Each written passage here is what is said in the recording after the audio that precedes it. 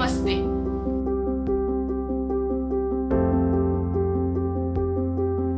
Namaskaram.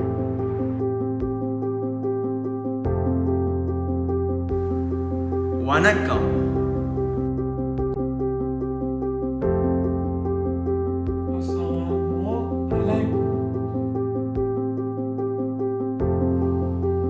Hello. Bonjour. Konnichiwa.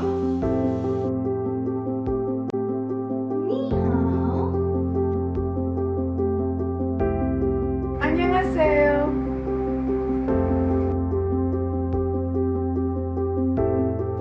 Hello.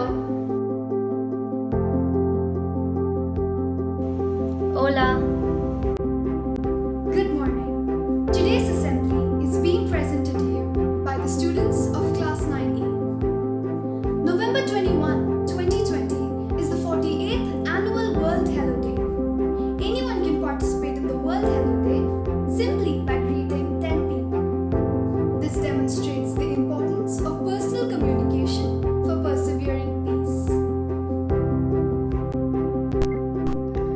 It was created as a direct response to the Yom Kippur War that had just finished in the October of 1973, during which thousands of both soldiers and innocent civilians were killed. The peace discussion at the end of the war was the first time that Arab and Israeli officials met for the direct public discussion in 25 years. Since then, World Hello Day has been observed by people in 180 countries. The concept of World Hello Day was created by Brian McCormack, a PhD graduate of Arizona State University, and Michael McCormack, a graduate of Harvard. 31 winners of the Nobel Peace Prize have stated that World Hello Day carries substantial value as an instrument for preserving peace, and as an occasion that makes it possible for anyone in the world, individual, organization, or government to contribute to the process of creating peace. The idea is to encourage the resolution of conflicts through communication instead of force. Sure, we can all point to examples where this is not possible, but there are far more conflicts resolved through negotiation than any other method. We may call it idealistic. Still, it feels great having a day where we can celebrate the power of communication.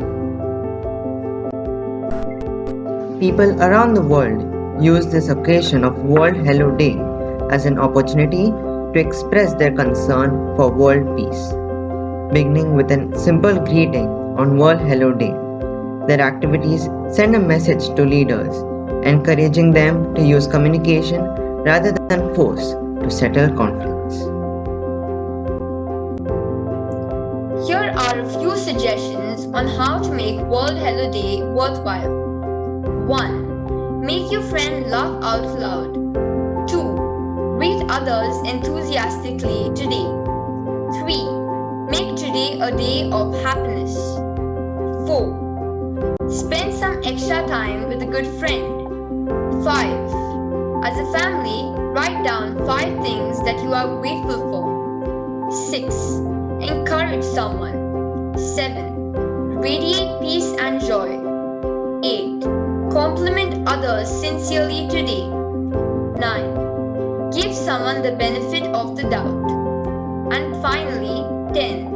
Seek first to understand.